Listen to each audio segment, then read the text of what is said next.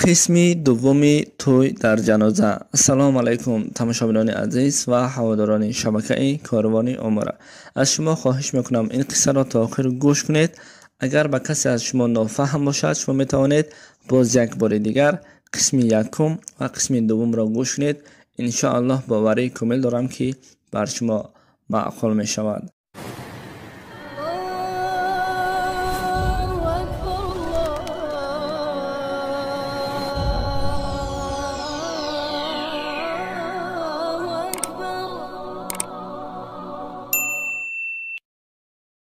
مؤلف این قصه امان بختیار است.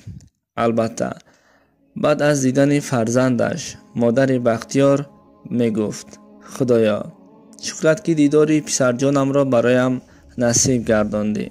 خلاص همه شاد مهمان ها می آمدند به دیدار بختیار.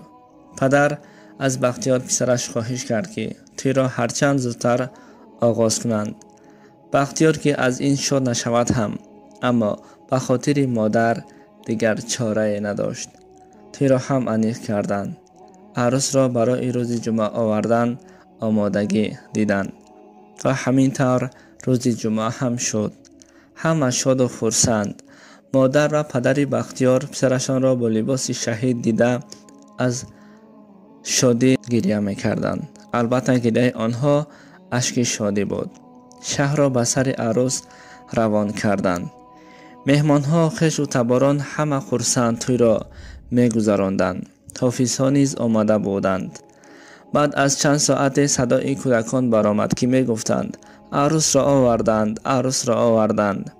همه برای پیشواز گرفتن عروس به بیرون برآمدند غیر از پدر و مادر بختیار که آنها نمی تافتند. وقتی ماشین منع شد بختیار از ماشین فرامد. خواست تا پدر و مادرش او را به آغوش گرفته بوسه کند و گویند که مبارک باشد پسرم. اما در گرد و اطراف بینگرد آنها نیستند. بختیار دوان به خانه حاضر شد. همان خانه که مادر بیمارش خواب بود. داخل خانه شد. بیند که مادر خواب پدر باشد گریه میکرد. بختیار زود خود را به آنجا رساند. مادر جان، مادر جان می گفت.